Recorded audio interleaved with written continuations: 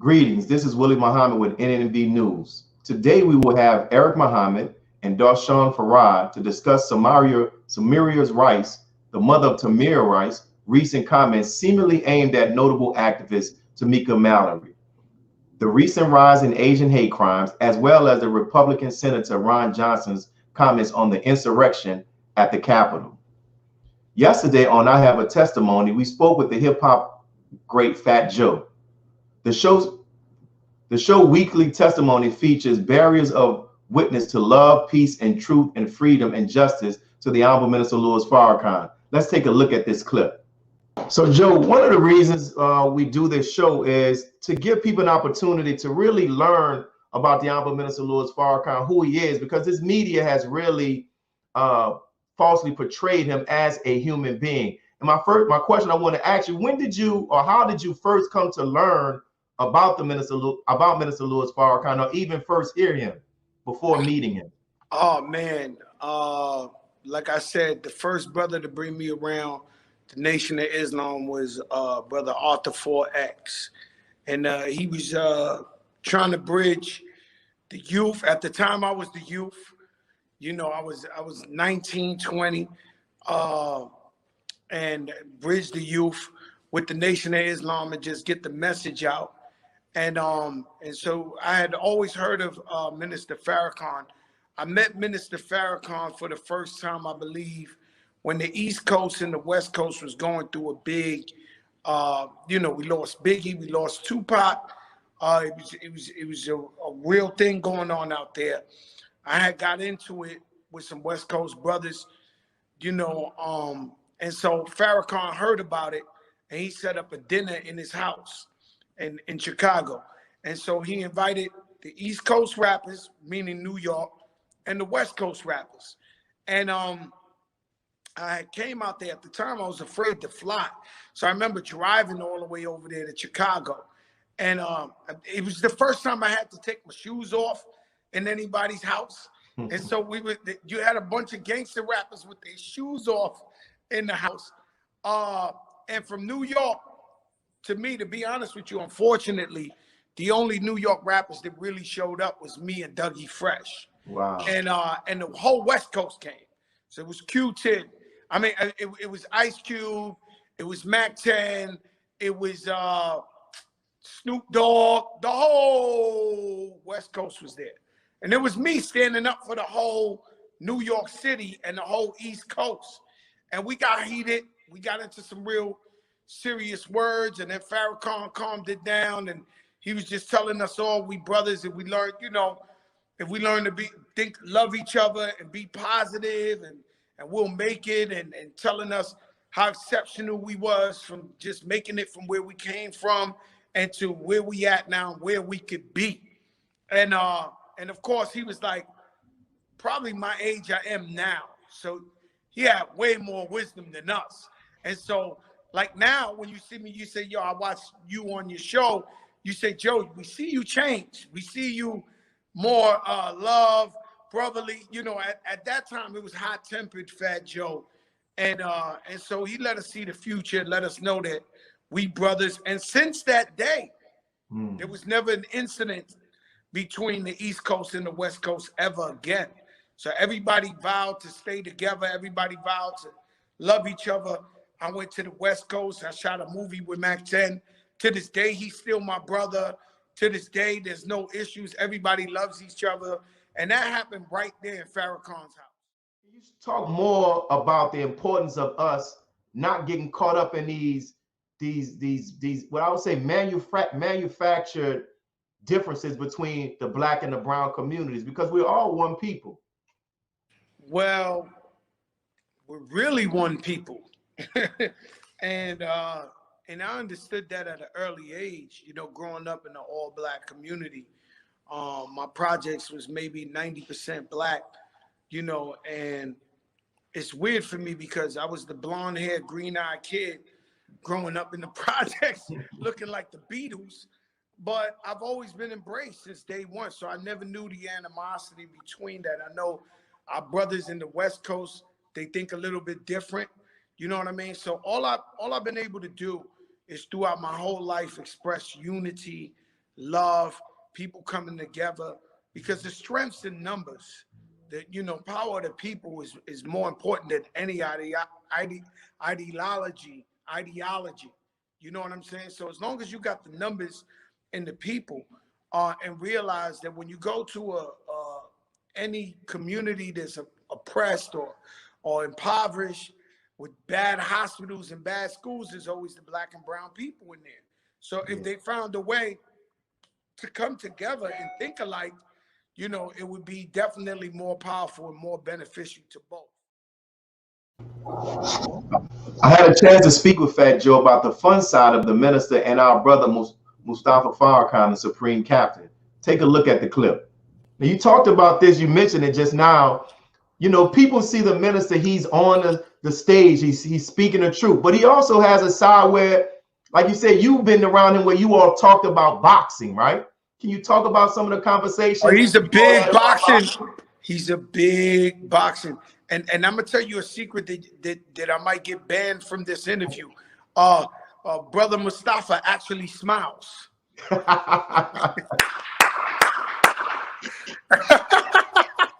That's my guy, and he actually smiles. And you know, I've had fun times with him, watching his son play basketball, and things of that nature. It's always been a beautiful vibe, a beautiful environment, nothing but love in the room, nothing but beautiful energy. And the minister's a big fan of boxing. So he would ask me about Trinidad because he knew I knew Felix Trinidad personally. Yeah. And he was a fan of Felix Trinidad. He'd be like, man, that boy can hit with both hands, yo. He can hit with both hands. So that's all I know, right? Yeah. So I can't, you know, I got to stay true to self, you know. And all I know is beautiful vibes, good times, upliftment of the people, you know, taking people and giving them, making them feel important and blessing them with love. That's all I know. Yeah. And since we're talking about boxing, I got to ask you this question, man. What do you think about Canelo, man? I think Canelo's good, but you got to watch out for this young brother. He's Puerto Rican. His name is Edgar Berlanga. He's 16-0 with 16 knockouts in the first round. Like, so he pulling off like a Mike Tyson 2021. I know nobody's eyeing Mike, but this guy, he got the potential. To view more of this interview, visit nnbnews.com.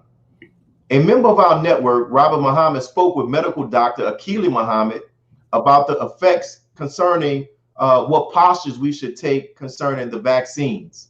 Do we truly know our enemy? What should we do to defeat the enemy and their wicked depopulation agenda?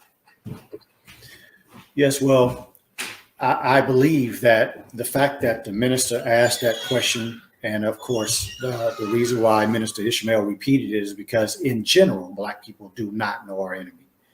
We are still trusting them in 2020 and 2021, especially in arenas that we should have zero trust. And I'll use my field just as an example. Many of my colleagues have come on social media and they are promoting getting a vaccine and showing their pictures of taking the shot themselves, because I don't believe, and these are people that I know, I don't believe they've done the significant research that it takes to really understand what a vaccine has notoriously meant to us.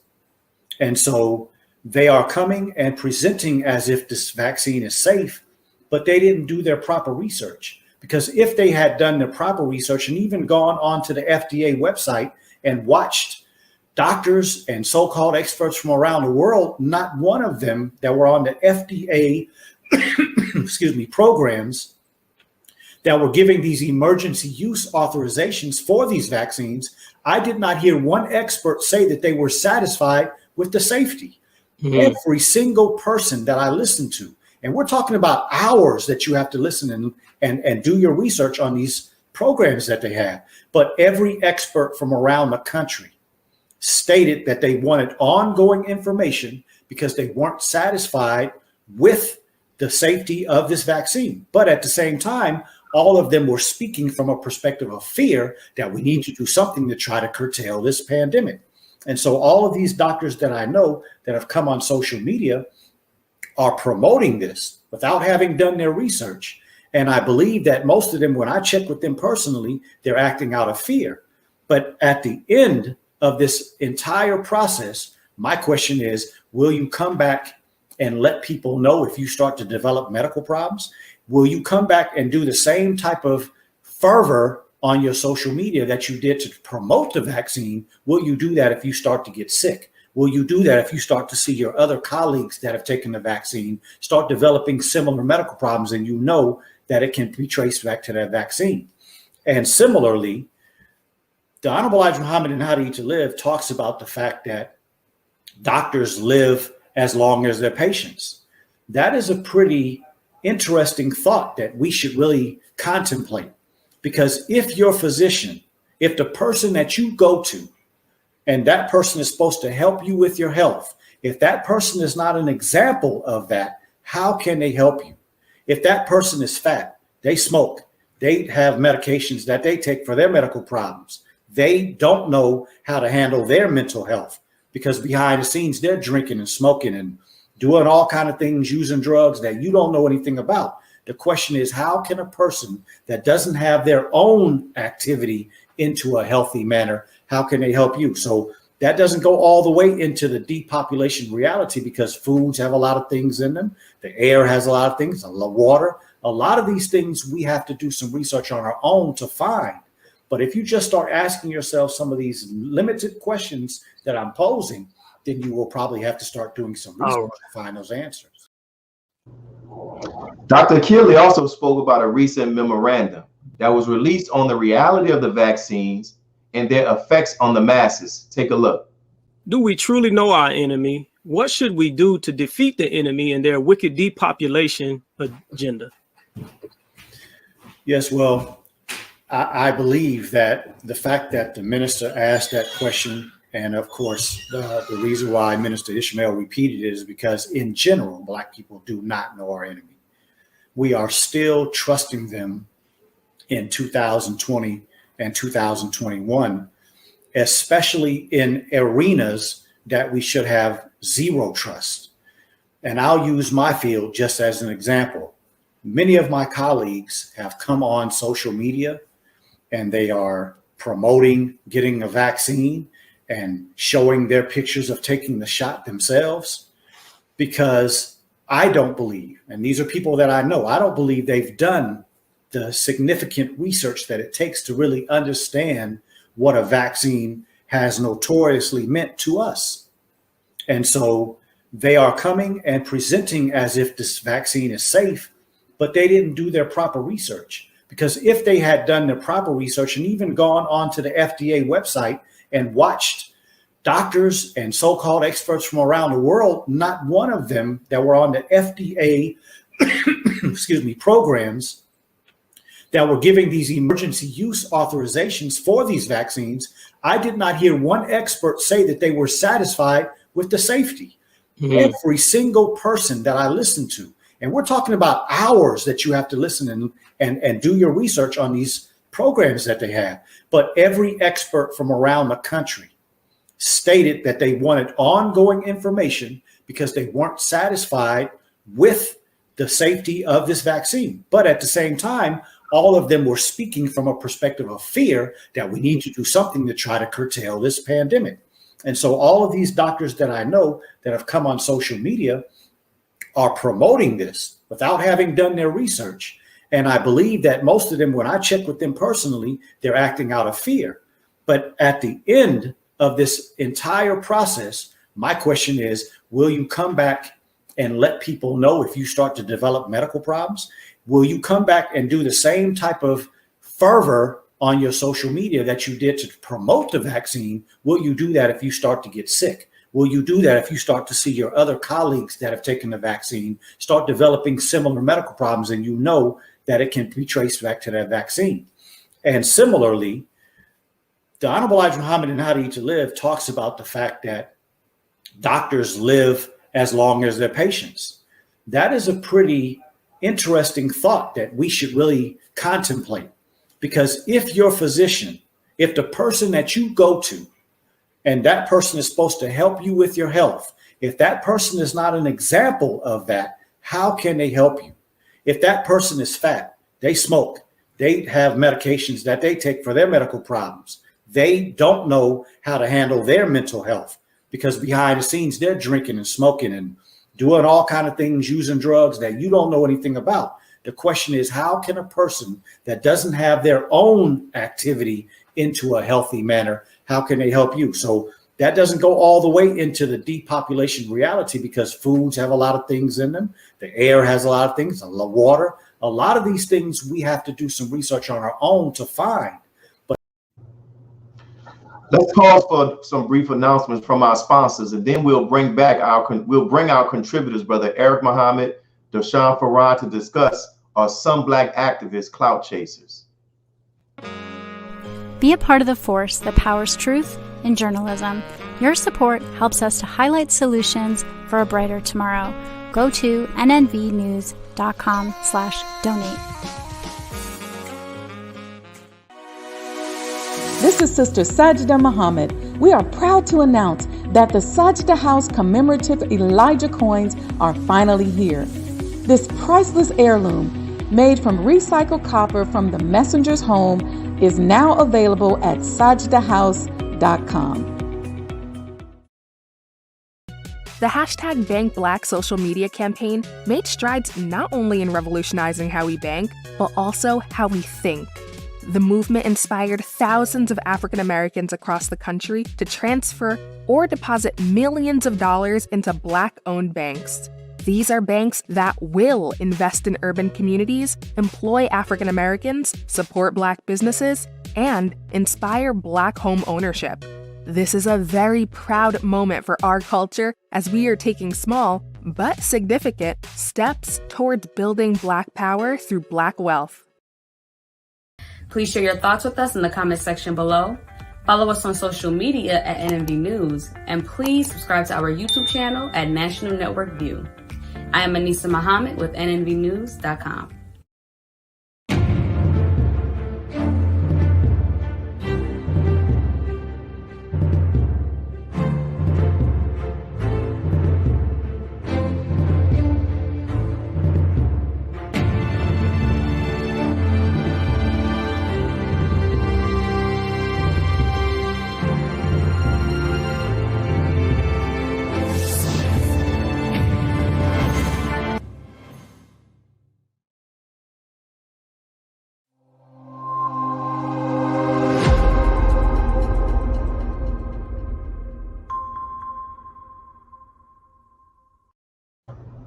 Samaria Rice is the mother of 12-year-old who was killed in 2014 after police shot him within seconds of seeing him in the Cleveland Park.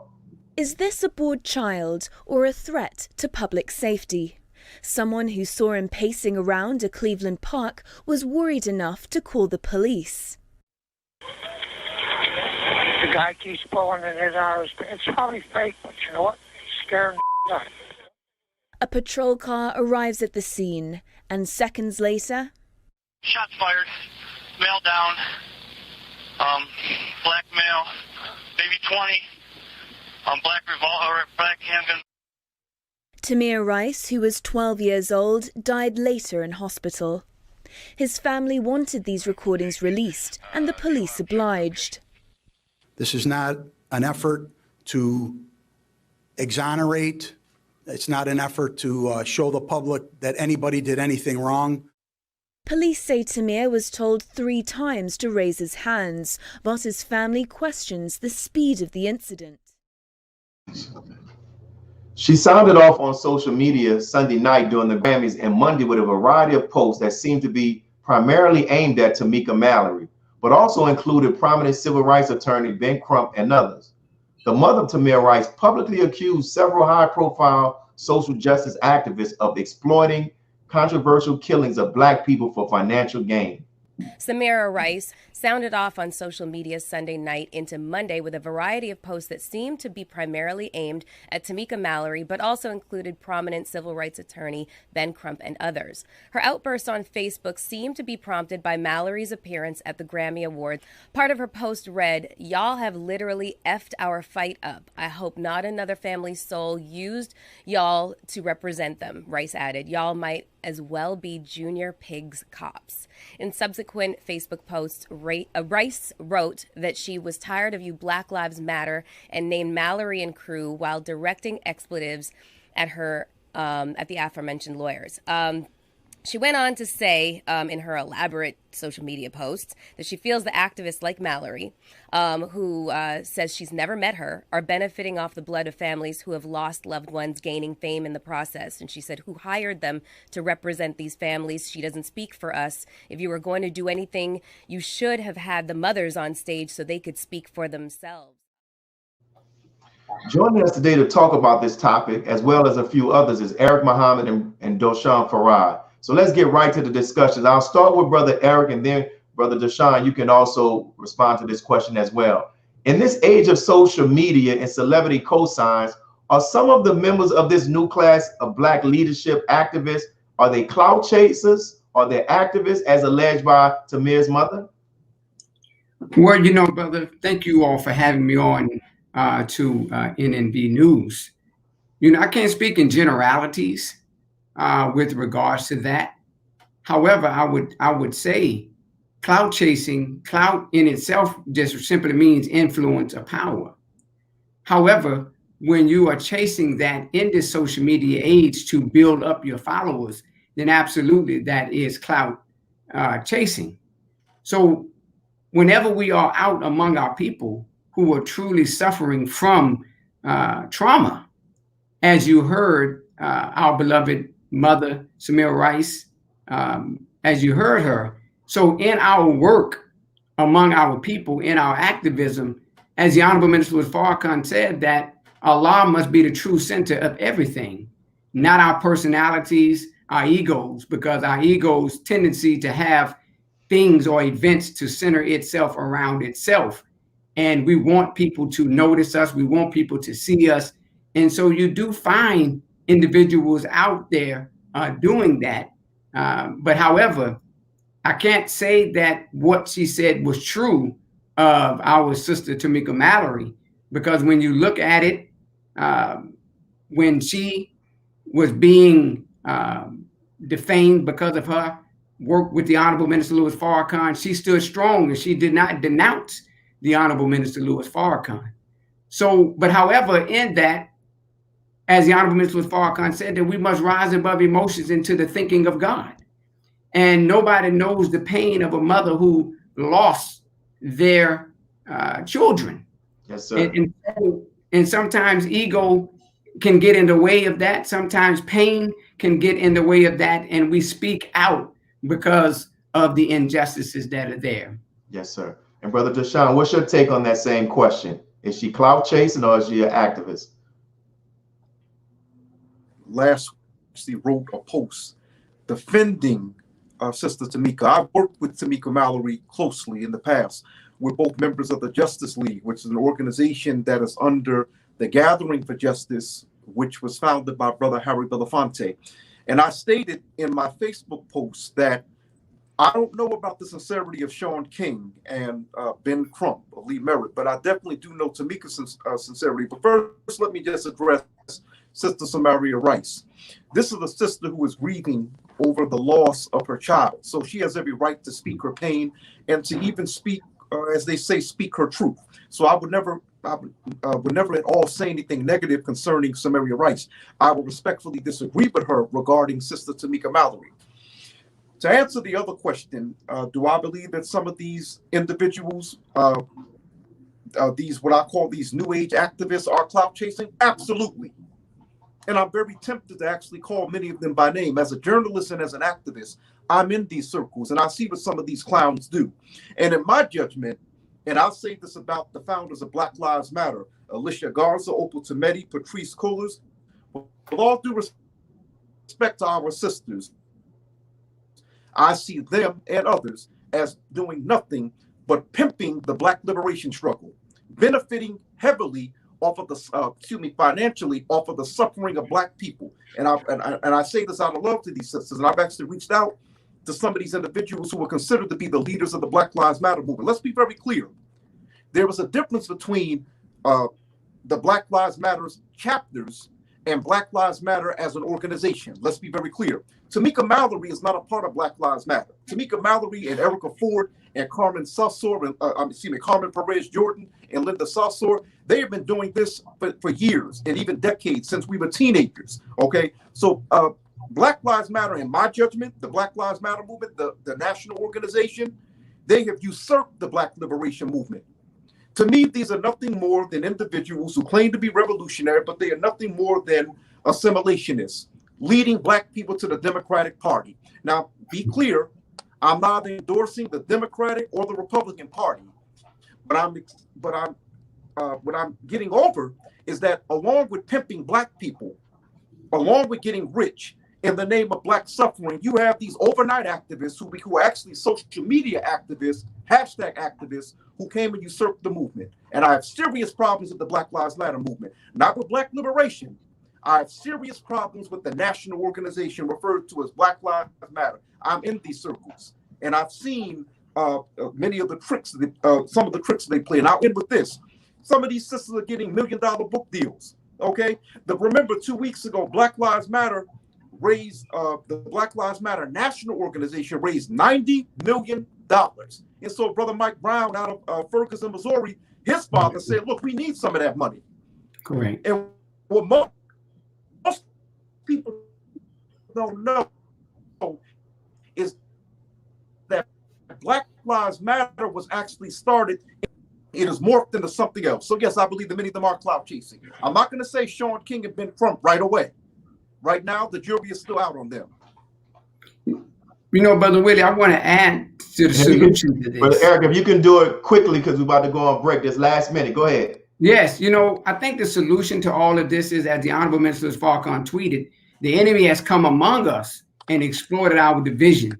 We cannot be successful as long as we are divided. So we have to find a way for us to come together and unite, as my brother talked about, this Black liberation movement.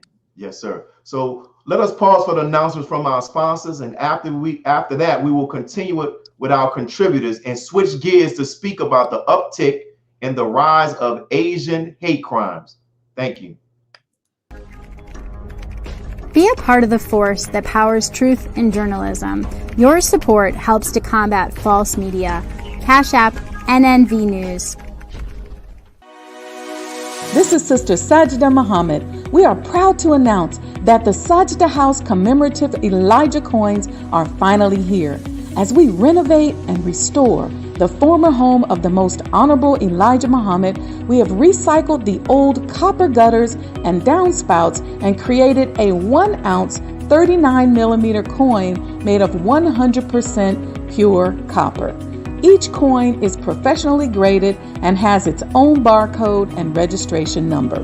This priceless heirloom, made from recycled copper from the messenger's home, is now available at sajdahouse.com. Worldwide, 24 hours a day, 7 days a week. Download the Final Call Radio app and take us everywhere. On your phone, on your computer, on your tablet, on Instagram, Facebook, and Twitter. You can also log on to finalcall.com and click the Listen Live button, or finalcallradio.com. Final Call Radio, the official voice of the Honorable Minister Louis Farrakhan and the Nation of Islam. Thank you for tuning in to NNV News. Please share your thoughts with us in the comments section below. Follow us on social media at NNV News, and please subscribe to our YouTube channel, National Network View. This is Clifton Muhammad with NNVnews.com.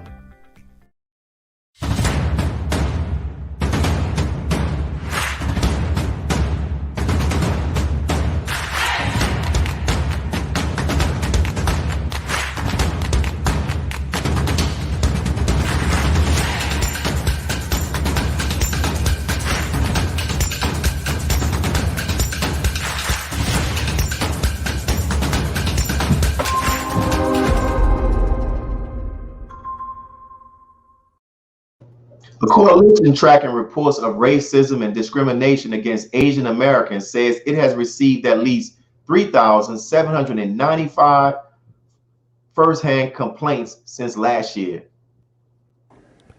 He got injury very bad about his brain breathing, and he never wake up again. I never see him again. Hate incidents targeting Asian Americans on the rise across California since the pandemic began. Happy birthday, dear Grandpa. Turning 84 was a milestone for Vichar Ratanapakdi and his family. Oh, happy birthday, Grandpa. The San Francisco grandfather had just received the vaccine and stayed healthy through the pandemic, walking for an hour in his neighborhood every morning. It was on his walk when an unprovoked attacker ran across the street. Wow. On Tuesday, March 16, 2021, there was a shooting in a massage parlor that resulted in the deaths of 8 people, 6 of which were Asian Americans. The first call came on Tuesday evening local time. There'd been a shooting north of Atlanta at Young's Asian massage parlor. Then, an hour later, another, this time in Atlanta at Gold Spa. As police responded, a third call came in, reporting gunfire from across the road at aromatherapy spa. The crime scenes were all massage parlors, and the majority of the victims were women of Asian descent. They're really nice girls. They just do great massages. They do great massages over here, so it's just unfortunate. They had shot 3 ladies at in front of the massage, well, not in front of the massage, but at the massage building, and that he had gotten also shot, but he hadn't passed away or anything. He got sent. He's in the hospital. Police have arrested a 21-year-old and charged him with killing 8 people. They're investigating to see if the shooter was specifically targeting Asian Americans, which would make it a hate crime and increase the charges. Back with us to go further into this topic is Eric Muhammad and Doshon Farad. And I'll start with you, Brother Doshon. What do you think is causing the uptick in these hate crimes being perpetrated against members of the Asian community?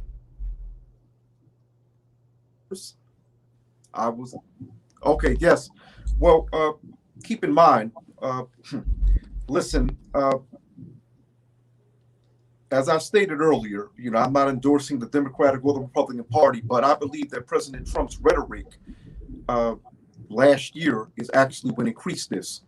My concern, him calling this the Kung Flu, the Chinese virus or the China virus, I believe that right there, it's common sense. That is a direct link to the violence taking place against Asians. My concern now is that, like most things negative in society in America, everything negative that has been plaguing the society for centuries is always being placed in the laps of Black people or being given a Black face. My concern is that now you have certain fools blaming the majority of these attacks on Black people, despite the shooting at the spot.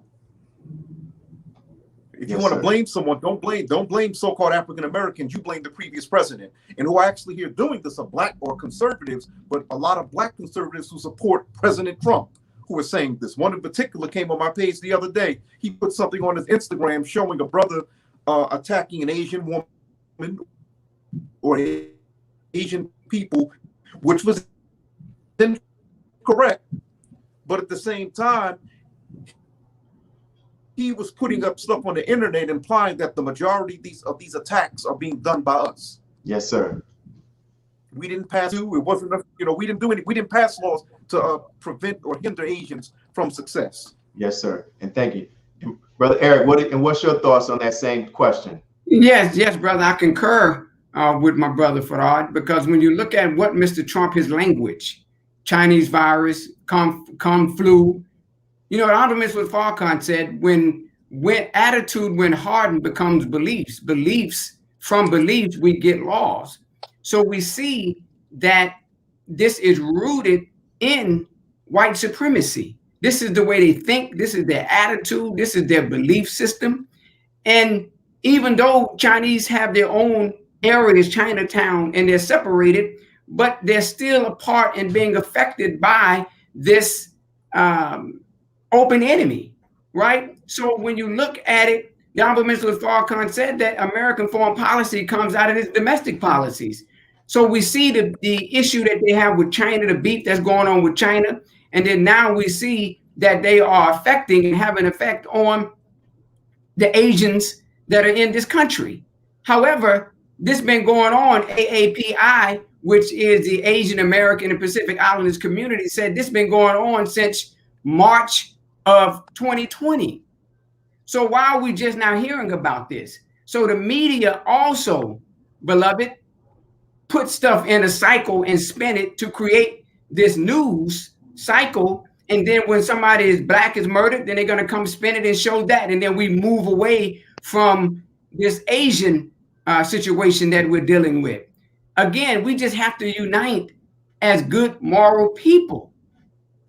Yes, sir. And Brother Doshon, one of the things that I noticed, there is a great hesitancy to label such killings that we just saw in Atlanta when it's committed by somebody white as a terrorist act, right? The police chief said he had a bad day. So from your perspective, why is there such a caution from them to label these crimes as hate crimes?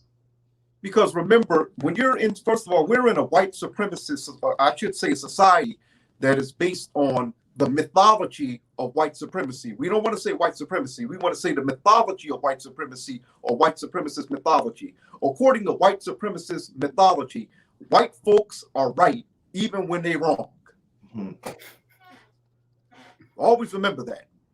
And yes, so sir. Anything, like I said, white folks can get away. Let's see, black folks will be demonized for doing things that white folks have been doing for centuries.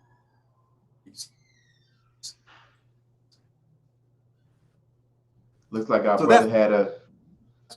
That's about. Oh, can you? Okay, Caucasians or Europeans cannot be terrorists because they are the saviors of the world. You have that white savior complex. That's why you have a white image of Jesus. Since Jesus is white, the Son of God is white. God must be white. So whatever white folks do is right. So that's what that comes through. We're dealing with centuries of at least 500 years of psychological conditioning that's affected black, white, brown, red, yellow, etc. So yes, white sir. Folks can do no wrong. Yes, sir. Thank you, my brother. And then we'll come to this. This is both of you all can have a chance to answer this, but the report came from the ADL, right? And we know that the ADL has also a bad history of falsely attributing people as being anti-Semitic, homophobic. So should we take some of this with a grain of salt? We'll go to Brother Eric, and then we'll come back to Brother Doshon. What do you mean by a grain of salt? Meaning, how much should we be some of the people that they're labeling as being haters of Asians or whatever it may be? Should people kind of like, okay, I see that in the report, but let me do some more research, because we know on that same list, they will label members of the Nation of Islam or the New Black Panther Party as being the same. Mm-hmm. Mm-hmm. Yeah. So, what is the reality? Right? But when you live, I like how my brother phrased it, mythology of white supremacy. When you live in a society that's rooted in white ideology, manifests destiny. They write history in the way they desire for history to go. So you have to look carefully into it, as the Holy Quran teaches us, unless you harm a people in ignorance and then be sorry for what you did. So we don't just blanket people with this is a hate crime. But now the question is, why did he go and commit the murders in Atlanta and use it and said he had a sexual issues, right? To say that it was mental health issues. No, it was straight up racism. It's just a fact. Yes, sir. And thank you for those comments. What about you, my brother? What do you say? Well, listen, Brother Willie, I must say, and I say this publicly, in regards to black people, the Anti-Defamation League is not a credible organization. Mm-hmm. With the history that they've had in terms of spying on our leaders, they're not credible, in my judgment, with anything that they say.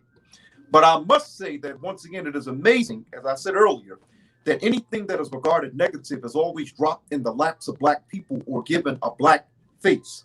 So-called anti-Semitism, anti-Asian hate, so-called homophobia, the other phobias did not start with black people. This is what we've witnessed this since the founding of America. After everything we've been through, we know it didn't start with us. Wow. And you're right. And you touched on this also, Brother Doshon. Like, you can see they're angling to try to say, like, the number one leaders in this anti-Asian hate are the Black community, right? And so you kind of touched on, but any Brother Doshon, you can add some more. What else do you see as it relates to why they're making that type of angle? Well, this is the thing you have to understand. You know, we talk about Asians being scapegoated. We've spoken about, of course, Jews being scapegoated during the Holocaust and of course, here in America. But Black folks have been the number one scapegoats from both sides. We get this from Republicans, conservatives, as well as Democrats and liberals. Like, for example, when it comes to what's referred to as homophobia, transphobia, misogyny, sexism, I always say that that's a part of what I refer to as the anti-Black narrative. Yes, that sir. Always paints Black people in a negative light. Black people are anti-Semitic. Black people are anti-Asian. Black people are homophobic. Black men are misogynists. Black women are hard to get along with, materialistic, babies, mamas. That's what that's a part of. Anything negative is always given a Black face. Once again, this is what we have to deal with. Remember the doll test. Who's the prettier doll? The light-skinned doll, the ugly doll, the dark doll. And we have to go back to basics, family. Basic 101. Devil's food Kate is what? Black. Angel's food Kate is white, etc., etc. We have to look at, this is why this show, Brother Willie, this network, it's very important for Black people, for us to write, for us to broadcast, for us to document our story from a Black perspective. Because you can be white reporting and writing from a white perspective. So and that's why that's why we're happy to have you and Brother Eric on as monthly contributors. And Brother Eric, what's your take before we go to the next break as what our brother expounded on of them painting us as a scapegoat? Right. You know, again, when you look at, they stole the birthright, right? And so they have to continue to further their idea of they are God's chosen people, when they know for a fact that the original Black man is God's chosen people, and that God has come and visited America and has chosen us. So at the end of the day, what you're looking at is them covering up what they know to be true with regards to the manifest destiny of Black people from God's perspective. And when we get outside of looking at it from the way God sees it, then we fall into their laws and start arguing their laws versus constitutionally versus looking at it from human rights, and thus saith the Lord. Yes, sir. And so we're coming up on our next break. So we're going to pause for some announcements from our sponsors. But when we come back, we're going to talk about the Wisconsin Republican Senator Ron Johnson's recent comments, and we'll be right back. Greetings from National Network View. This week's Final Call cover story headline reads, "Today's Prisoners in the Crack Cocaine Drug War." This story details the disparity in sentencing prison time for drug dealers and those who are victims to the addiction of these narcotics. Powder cocaine and crack cocaine are continuously pushed through the veins of our community in every city. The devastation has not let up on Black lives or our families. This Final Call volume number 24 edition features the middle page article by the Honorable Minister Louis Farrakhan message entitled "The Signs of Distress and Confusion Plaguing Man and Nations." To read more, subscribe to finalcalldigital.com and tune in to the all-new Final Call Radio. This is the nnvnews.com Final Call cover report. Be a part of the force that powers truth in journalism. Your support helps us to highlight solutions for a brighter tomorrow. Go to nnvnews.com/donate.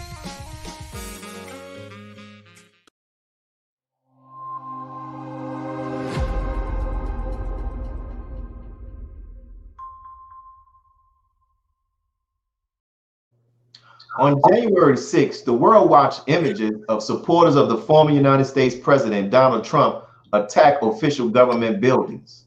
Crisis at the Capitol. Supporters of President Trump stormed the complex. The angry mob burst through barricades and police while Congress was in session.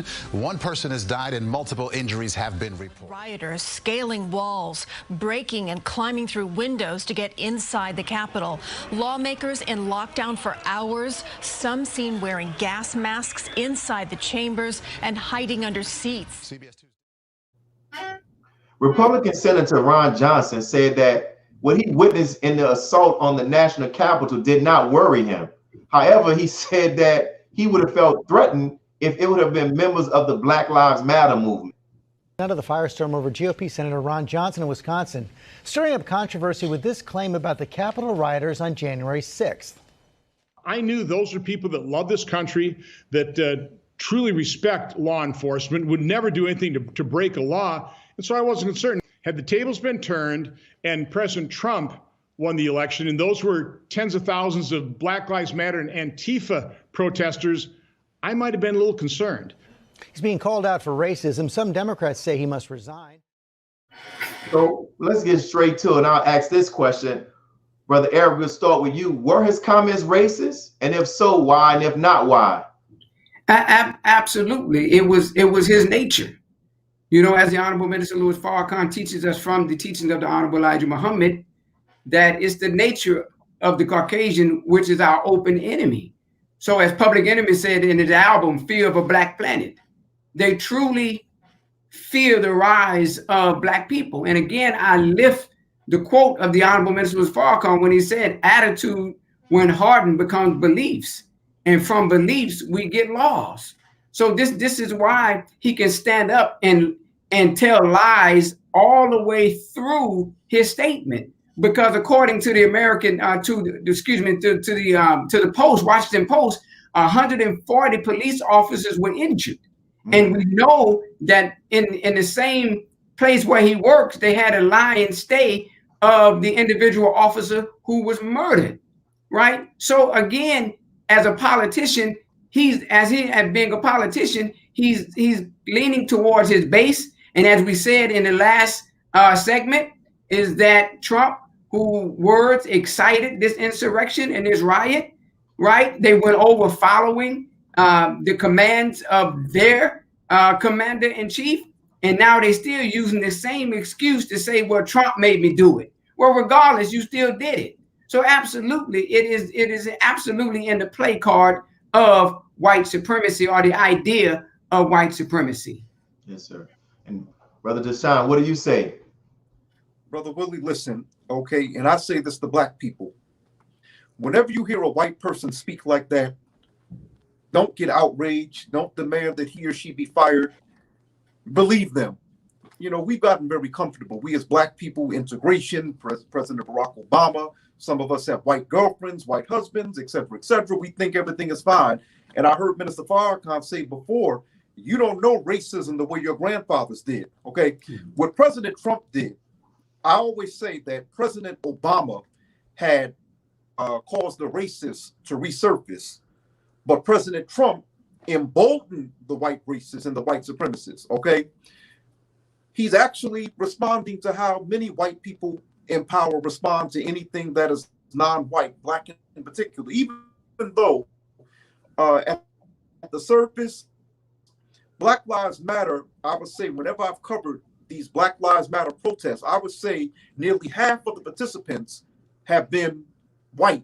And recently, from what I've seen, like, for example, when I covered some of the protests in Philadelphia, some of the protesters majority white, what we saw in the summertime, okay? However, he doesn't realize that. He's basically acting very paranoid. Remember what Dr. Frances Cress Welsing said in her book, The ISIS Papers. She said that Europeans act in aggression towards non-Europeans, Black in particular, because they see themselves subconsciously as the danger of being genetically wiped out. But she wasn't the only one that said that. There have been actually white sociologists that have made the same argument. The first time I read that argument, I didn't read it from Dr. Frances Cress Welsing. It was my freshman year in college. I read that in a book on ethnic minority relations. And some white sociologists have said that. And then later, I said, wait a minute, Frances Cress Welsing, she's saying the same thing as I said. He's basically reacting to how many white people in power react.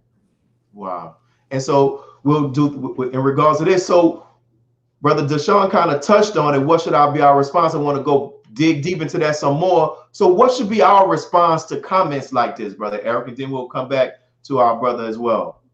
Well, you know, as a student minister in the Nation of Islam, our comments are the way of our minister, the Honorable Minister Louis Farrakhan. The Honorable Elijah Muhammad said he would not rest until the Quran is the law of the land. We went to Washington, D.C. in 1995. We went to Washington, D.C. in 2000. We went to Washington, D.C. in 2010. We went to Washington, D.C. in 2015. That is our response. In 1995, the mall was cleaner when we left than it was when we got there, right? So we have to create a new response, right? Because they are who they are. And this is why separation, beloved brothers, is very critical in this discussion. And Black people, we have a way, right? And we must follow the way that has been given to us by the scriptures that God has given to us. And I believe that when we follow this way, then our success, and we'll know how to respond to these statements, which is to say that we must have freedom, justice, and equality. Yes, sir. And Brother Doshon, you brought up a good point. When Black folks hear such a statement like this, you know, the thing now is get them to resign, get them out of office. What are some other ways that we can respond to, or if we even should respond to statements like that? Okay, this is the thing, dear brothers. You know, our ancestors had taught biotic balance. So strategy-wise, we have to know when to strike and when not to strike, okay? For those of us that are complaining, okay, wherever you are, wherever that senator is in power, okay, when they're fine, you have to establish a strong voting block to get him out of there. But for those of us who may not look at politics as a solution, you know, I follow the Master Elijah Muhammad and Master Honorable Elijah Muhammad and the Honorable Marcus Garvey route, do for self. The Honorable Master Elijah Muhammad said, buy banks, buy farmland. Marcus Garvey says, send me your nickels, pennies, and dimes. Let's build the empire. Keep building. The thing that sickens me about our community that in the past 50 years, we got very lazy because we can eat at white restaurants. We can eat, go to the toilet next to white people. Oh, we're very comfortable now. But at the same time, you have no institutions. There is no, what we have to understand is this. There's a friend of mine out of New Jersey. He's a school teacher as well as a writer, Bashir Muhammad Akinyele. And he has said several times, the Black community no longer has a movement as we did 50 years ago. It was destroyed by the United States government. So in cases like this, what can we do? We can't challenge certain individuals when they offend the Black community. The Jewish community can deal with you if you say something offensive to them. The LGBTQ community can deal with you if you say something offensive to them, but we can't. The only thing we can do is just have protests and hashtags. So it's also, you know, for him saying stuff like that, what he was saying was that, you know, he was saying, oh, well, I would feel more in danger if some N-words were coming at me. That's basically what he was saying. See, most Black folks don't know cold words. Right. Okay, so he can get away with saying that because there is no Black movement that challenged that. Black Lives Matter is not a progressive Black movement. Not like we had, I mean, that's an assimilationist movement. Yes, sir. So, and as this last question before we close, just to get your insight, we showed the B-roll footage of the attack on the Capitol. What were your thoughts when you all saw this taking place? Start with Brother Eric, and then we'll go to Brother Doshon, and we'll be closing out soon. Well, if you go back to the lecture that the Honorable Minister Farrakhan did in the Criterion, he discussed this. When you go back and look at the many words of the Honorable Minister Louis Farrakhan and saying how in the time and what must be done, we clearly see that this insurrection was coming. He spoke about this. So it was nothing really new when we saw it. Yes, sir. Brother Willie, please tell our viewers to pardon me for, you know, for me snickering just a few seconds ago. The reason why I was snickering is because as I was watching it, I said, I'm looking at the screen. Elijah was right. This is the fall of America. That's what I was. I was literally looking at him saying, you know, Brother Willie mentioned Minister Farrakhan. In fact, I actually, while it was taking place, I was tweeting and Facebooking. So, Brother Willie, this is what I said. While that day, I was watching it from beginning to end. Okay. In fact, my boss he was thinking about putting me on a train and sending me to cover that. In April 1995, the week after the Oklahoma City building was bombed, right. The Honorable Minister Louis Farrakhan, when I was in high school, I was 17 years old, April 1995, as we were gearing up for the Million Man March, he spoke in Newark, New Jersey at Symphony Hall. And I typed about this, I wrote about this. Minister Farrakhan said, these white militias are saying to the government, he said, if it's war you want, it's war we'll give you. And then Minister Farrakhan said, this is what white folks are saying to white folks. So what we are witnessing now is, and Malcolm had said this, Honorable Master Elijah Muhammad said this, and Minister Farrakhan said this, is that we are going to witness a civil war. We don't just mean America, we're talking about within white America. Those white folks that stormed the Capitol, many of them are actually not necessarily, if you would, quote, racist. Many of them are anti-establishment. They feel that their government, remember what Trump said, the government is screwing us all. They feel, they were actually going after other white people. That was the funny thing about it. They were going after other white people. See, that's what that senator should have understood that. They were going, no, those are your brothers coming after you. Your white brothers were coming after you. Black Lives Matter wouldn't have done that. Yes. You know, Brother Willie, also, if I may, go ahead. Also, when you look at when a president is selected before he's elected, they have an agenda where they want the country to go. So when you look at why Trump was elected coming out of the Obama era, and you're looking at the fostering of, once again, of Caucasian people coming out and feeling emboldened, empowered, to come out and show their whiteness, because they in themselves were fed up with this new culture of that's being presented, right? So they want to show their whiteness, right? So and Mr. Trump, was the right person at that time to foster that. But now we're under Joe Biden, Mr. Biden, and you're looking at this liberal, or this reoccurrence of this non-economic liberalism, right? So we got to be mindful of what's going on, and I really appreciate Brother Farad's statements that we're having on this today, because it's really highlighting and pointing out the fall of America and why we must continue as a people to do for self and build our own society and government. And yes, sir, the time flies by fast, brothers, and we can't wait to have you all back on. You all are going to be monthly contributors, and we like your feedback, and we're going to close out at this time. But thank you all, brother Eric, and our brother Doshon, for coming on. Thank you. I'm honored for having you. And so before we close out today's show, we want to end on a positive note. There was an entrepreneur by the name of Kay Ban. He's the co-founder and executive director of Community Capacity Development. And recently he held an event where he opened bank accounts for young minorities in New York. NNV was there to cover this event. Let's take a look at this clip. So my name is Kay Bain. I'm the executive director of Community Capacity Development. We are here today opening 500 bank accounts for Black and brown young people throughout New York City. Focus today is Harlem, New York, but again, we've been doing this work throughout New York City. The workshops which I heard you speak about, could you just give an example of these? Yes, sir. Yes, sir. So the workshops that we were launching and amplifying today are part of an intergenerational wealth program, which is financial literacy, financial aptitude, fiscal health. It's about raising the awareness, answering those questions that young people sometimes don't even know to ask with regard to their monetary movements. So in looking at wealth building, there are certain fundamental and foundational items that have to be covered. They're not being covered in school buildings. They're not being covered in many family homes. So we're providing a platform for that type of dialogue. Things such as, how to properly save your money. When you feel you don't have an excessive income, there's still what we call the latte factor, things that young people or people in general will waste and spend money on. So we raise the consciousness around what the latte factor is.